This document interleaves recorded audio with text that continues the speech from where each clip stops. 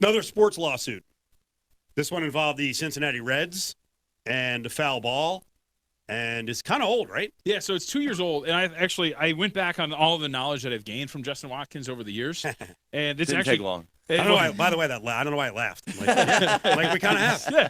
Well, and actually I did. So like it's a lawsuit. It seems pretty simple, right? They got struck by a foul ball. They went to a game 2 years ago. They finally dropped it. My thing was, why did it take 2 years? You've told us this before. When you buy that ticket, like you go in assuming like everything that's going to happen, whether it's going to be foul ball or anything like that. So I guess my question here is, one, why did it take that long? And two, is it that Major League Baseball, with extending all the netting now, are they kind of admitting like, hey, we could have done more to protect some of these people? So let me answer the first question first. Why does it take so long? Because the quote-unquote baseball rule, which is a rule that's created by the judges in cases surrounding this very type of case, says that when you go into a baseball park or a stadium, you assume the risk when you're watching a game of baseball. There's going to be foul balls and home runs and baseballs that fly into the crowd, and you must be aware and protect yourself. There is no law on the books that I'm aware of in any of these states that say this is the law. It's an instruction to the jury that the baseball rule is this. Under the circumstances, has the person assumed the risks associated with the activity? But the judge isn't going to take that question away from the jury because it is a reasonableness standard. I don't know the particulars of this case, but, was there something that they were putting on the Jumbotron to distract everybody's attention? Was they waiting in line for a hot dog with his back to the game, and they put the hot dog stand there? Is it something more than the fact that I'm just looking right at the play and a foul ball and I miss it and it hits me in the head?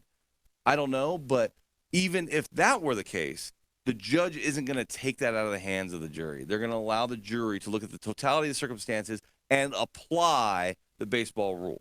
So if, for example, I was at a basketball game and I was lifting the bobby, right, and I was distracted, but then a basketball came flying in and hit me in the face, would I have grounds? I don't know what lifting the bobby is. At the Thomas and Mack, they put they superimpose a bobby and you could lift it up on the big screen and you people put it on the pump it up and down. Yeah? Yeah. And a basketball hits you? Yeah. I think you've got a Wow. I think you've got I got a good one. I got a good one. You know, something I never mentioned at the Fresno UNLV game, they're very direct with their giveaways. So early in the game, they start running around the crowd. They're like, "Hey, let's give everyone a chance to win future Fresno State basketball tickets." And then they're just like, "Here's the tickets." They're just handing out the tickets to the crowd. Then, like 20 minutes later, they're like, "All right, 6-foot sub giveaway time." And a cheerleader walks out with a 6-foot sub. It's just like, okay, here you go. People just go grab it? Well, they didn't grab it, but like she just walked up to someone and gave him a 6-foot sub. It's ridiculous. Now that's a dangerous situation. The 6-foot sub If you're not itself? paying attention and you all of a sudden you think a basketball right to the face because you're like 6-foot sub. But this was the basketball game. Yeah. Yeah, I think so. Damn.